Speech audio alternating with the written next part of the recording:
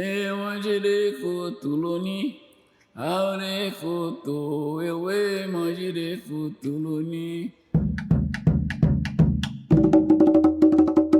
Escritas de axé, eu vou fazer aqui uma referência a Muniz Sodré, intelectuais orgânicos, ou seja, pessoas que são de dentro, que pertencem às religiões de matrizes africanas e que passam, a partir dessas suas próprias experiências, a tematizarem, a debaterem as questões religiosas e os fundamentos da sua religião. Bom, queria primeiro saber um pouquinho sobre a origem desse termo, Judeci.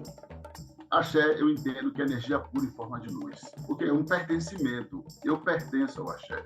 Necessariamente, a literatura de axé não precisa ser somente uma literatura religiosa, que é valorativa, que deve ser respeitada. Eu, por exemplo, não faço literatura religiosa.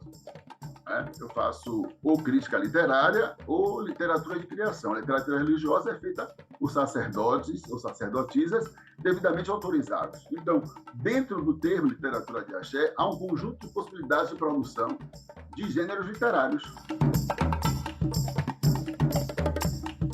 São diversos autores, alguns que já nasceram dentro do axé e outros que foram encantados pelo axé e tornaram-se autores de axé. Inclusive, eu gosto dessa expressão literatura de axé, que é um termo que eu produzo a partir dessa denominação, literatura de axé, porque é mais amplo, que vai incorporar diversas possibilidades de pertencimento, independente, inclusive, de sua cor de pele, porque o que vale é o pertencimento. Mestre Didi, por exemplo, é uma das grandes representações da literatura de axé. Filho de mãe e senhora, né? Um dos maiores representantes da linhagem Axipá no Brasil. Se para a gente começar a falar de literatura de axé, eu compreendo que precisa falar de Mestre Didi, da produção de Mestre Didi. Há outros autores, como, por exemplo, Jorge Amado, que era o pai de Xangô, um dos ministros da corte de Xangô. Ele cumpriu a sua função de Obá de Xangô, de ministro, de defender a liturgia, de defender a tradição de axé, e também fez literatura de axé.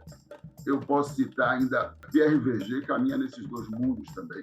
O próprio Muniz Sodré, que é um dos grandes representantes da literatura de axé, e o Dásio Tavares. Né? E nós podemos passar uma tarde inteira aqui citando diversos nomes que produzem literatura de axé.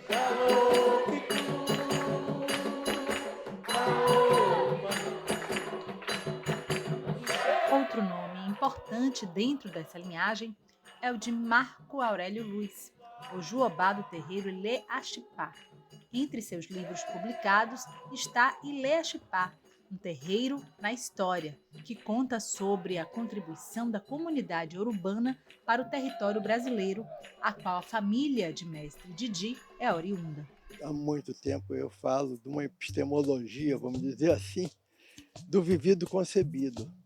O vivido, a vivência na comunidade para você conceber as coisas, você ter as referências comunitárias e a pressão, vamos dizer assim, da ética, da tradição comunitária para você poder se expressar. Inclusive na nossa tradição, os ogés, os sacerdotes, eles não podem falar, mas podem escrever. O Mestre Didi foi um grande escritor. Escreveu vários livros, livros de contos, livros sobre a tradição dos orixás e também escreveu sobre Yorubá tal qual se fala, tudo isso no sentido de elevar a tradição, além de ser um escultor conhecido internacionalmente.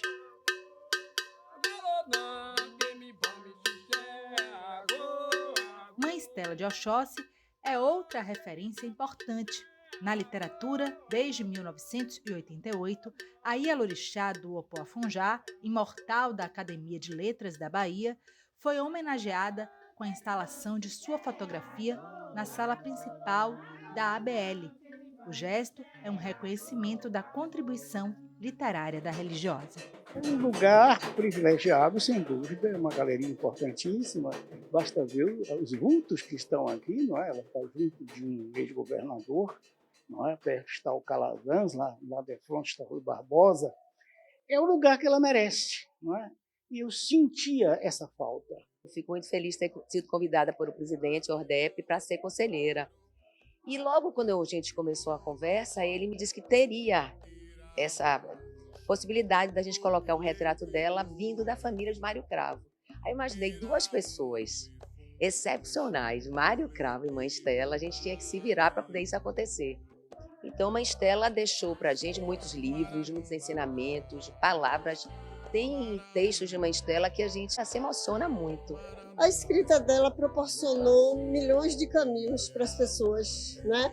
Ela trouxe Minha Tempeadora, que foi uma reflexão que ela fez para o pessoal de Candomblé, para quem estava chegando, para quem está iniciando, como se comportar, como se vestir, como agir.